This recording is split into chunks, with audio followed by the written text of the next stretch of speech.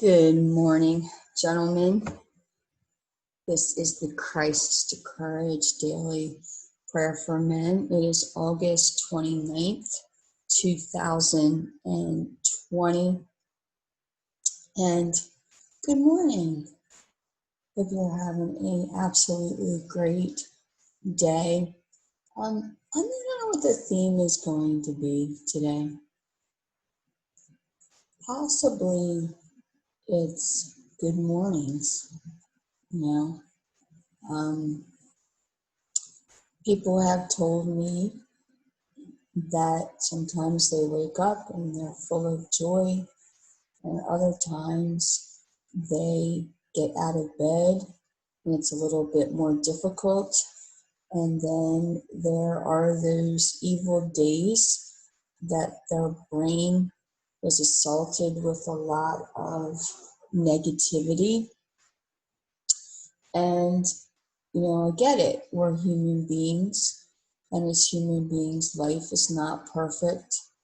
And thank God that we can say good morning to God regardless of how we feel. And we can also tell him our concerns. And that is the theme. It's good morning, good mornings.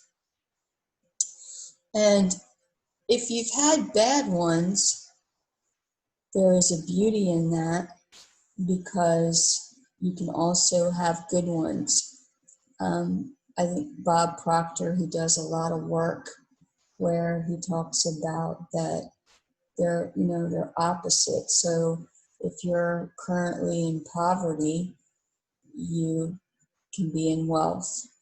If you're unhappy, you can also be joyful. If you are sick, you can be well. And we have a transforming guide.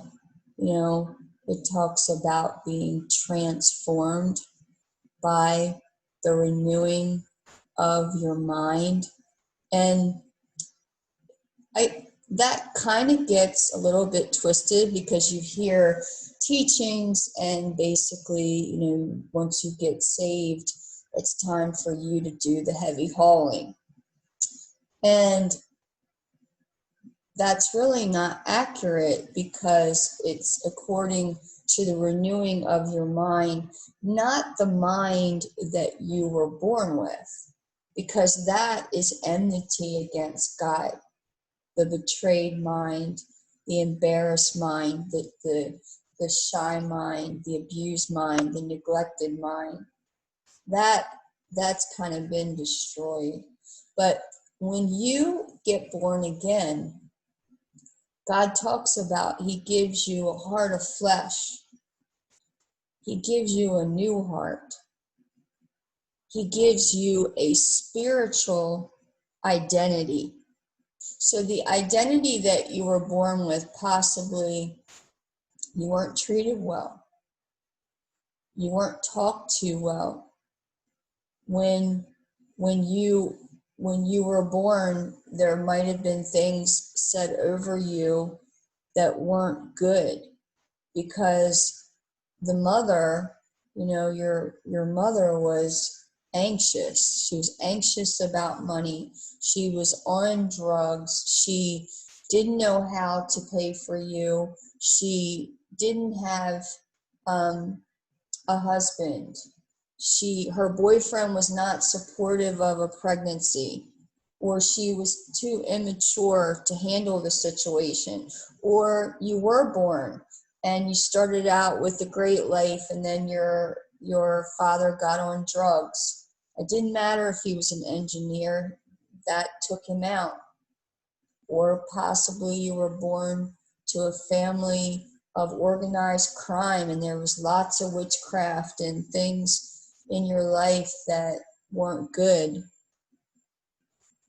This is all very important. It's all very important. And those labels, or you were in school and you were bullied, so you were happy, and then there might have been some insecurities in you, and you got bullied, and that became the label. And you began believing in the labels. And we've talked about the labels before, and this is kind of a story I remember, that I was given a book. I was given a book by my mother, and it was like little stories about the faithfulness of God and God speaking through messages and things of that nature. And this is what was so interesting, was there was an example, and a mother was in a crowd, and she was watching a group of students, little students, probably like 4 years old or 5 years old. And the purpose of the presentation on the stage was to teach them about different characteristics like joyful and angry and all these different things. And so the little children had like these paper cards. If you've seen them, they're like strong cardboard, and you've got the on the front of the chest and the back, and they have written on these different characteristics, and they're held on by strings. And this mother is observing from the stage what's going on with these little children. And the little children, they go on with the labels because the teacher is kind of pushing them, directing them to the stage. But this one little girl is struggling with the sign. She does not want the sign on her. She is uncomfortable by the sign, and she is resisting the person that's trying to push her out on the stage. And apparently that's her mother. She doesn't like the label. She doesn't like the sign. She doesn't like the weight of it. She might not want to be on stage. And it didn't say like what the sign said, but she did not like the sign. By her free will choice, she resisted the label. And the mother was observing the situation. And she paralleled it to the relationship with her own daughter. Like, how many times do I label my child when I get overwhelmed with her, or I say, you frustrate me, or you're angering me, or X, Y, or Z. And that was a moment, that was an epiphany for her. And she basically realized that the only label that she wanted to put upon her child was child of God. So that was an example of different labels that cause you to be anxious, cause you to wake up overwhelmed. But I have news for you. It says to know that you can resist that, and that what human beings have said about you, it's irrelevant, which gives us good mornings, because sometimes we don't have a relationship with our parents anymore. David said, when my father and my mother forsake me. Joseph had a great relationship with his dad, but then he was sold out by his own brothers and didn't see his dad for many years. It was like at least from 17 to 30. So he had to really focus on the relationship with God. And if you know about the story of Joseph, it was meant for evil. And Joseph said, all this stuff was meant for evil, but God, you're going to use it for your good. So that's our theme, good mornings, that despite anything that's been said over your life, it doesn't matter. It's what God says. It's what God says when he wakes you up in the morning. It's what he says. It's about God. It's not about you. It's about God. So that's how you can have good mornings, because it's all about God. It's all about his goodness. It's all about his kindness. It's all about what he wants to do in your life, despite any label. possibly it's your wife that's labeling you. You don't have a good relationship. You're in an abusive relationship with her.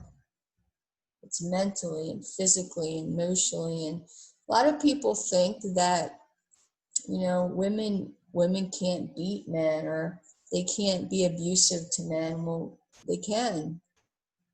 They can use objects, they can use words, and a lot of times that trauma is re-triggered. And the man doesn't, the man's taught not to respond. And so the spirits that are in the woman kind of take over, and becomes a domestic violence relationship with the man. So all these things, again, are labels. And then the man is like a eunuch. He's powerless. He can't do anything. He can't fight back. That python spirit, that twisted spirit of his own identity just keeps him bound. So that is the theme for today. Good mornings. That God wakes you up. He downloads things to you. It says, calls me to hear thy loving kindness in the morning. It's what we want. We want to hear. We want to hear the loving kindness of God in the morning. We want to see his faithfulness every night. And despite how you feel, when the Bible talks about if your heart condemns you, God's greater than your heart. Your heart is pretty messed up, guys. Our own hearts can be our worst enemy. And when people say trust your heart, that means just jump into a situation. No, the Bible says to guard your heart, for out of it are the issues of life. So we're back to kind of like this renewing of the mind, that it's not the mind that you were born with. It's not the label. And that can cause us to have a good morning, just to think that we aren't what we did yesterday. That's another thing. If you did some really bad stuff yesterday, just get on your knees. And it doesn't have to be physically getting on your knees, but saying, God, I really messed up, or I've been messing up for a long time. I have these areas in my life that I am not supportive with my wife. I use my masculinity negatively. I use it against her. I don't know how to just let her be her. I'm not a safe landing place for her. I'm not a safe landing place for my children. When I come home, they kind of walk around on eggshells with me. I heard yesterday that I don't know if it's true, but 37% of the households, domestic violence has increased because people are with each other all the time, and problems have blown up. And 7.5 out of 10 people apparently have received trauma from someone they love. So this is ubiquitous. It's a big fancy word. It just means it's everywhere. It's everywhere. And we just thank God that we have we thank God that we have a new nature. We thank God that we have a new identity. And that new identity is in Jesus. That new identity is absolutely in Jesus. And the mind that we gets brand new. Jesus Christ talked about, to the woman, this water that you drink, you're going to have to fill it up again, but I'm going to give you living water. And this water is going to spring up into everlasting life, and it's never going to get old. And you don't have to worship in a specific place. Not in Jerusalem, not here, anywhere else, but you're going to worship differently. Because God is a spirit. Those that worship him. Gentlemen, the Father is seeking such people to worship him in spirit and truth. So look out for that.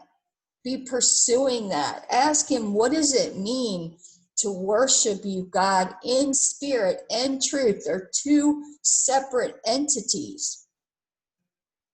Truth is what I can see and hear, but the spirit, it's different. So Papa, thank you for good mornings. Calls us to hear, calls these men to hear your loving kindness in the morning. Calls them to hear your loving kindness in the morning. Wake them up knowing exactly what to do. No guesswork. When everyone is freaking out due to COVID, let it be peace in their hearts because they know who they belong to. And that gives us good mornings. It gives us anticipation for a great future. It helps us see the way you see.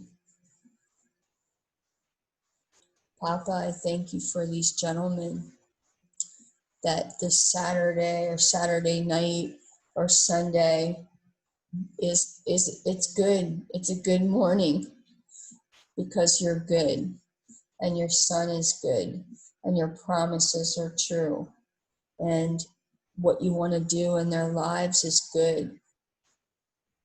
And it's the morning time. It's a new beginning. It's an opportunity to think differently, that they don't have to be conformed to the world, but they can be transformed by the renewing of their mind, that the mind that they get through Jesus Christ, it's always new.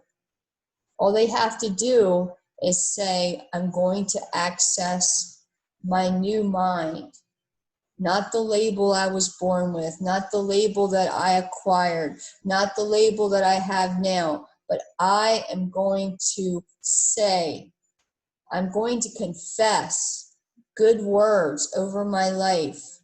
I'm going to confess that I have the mind of Christ. I'm going to confess that you have revealed these things to me by the Spirit, that I can freely know, I can freely understand the things of God.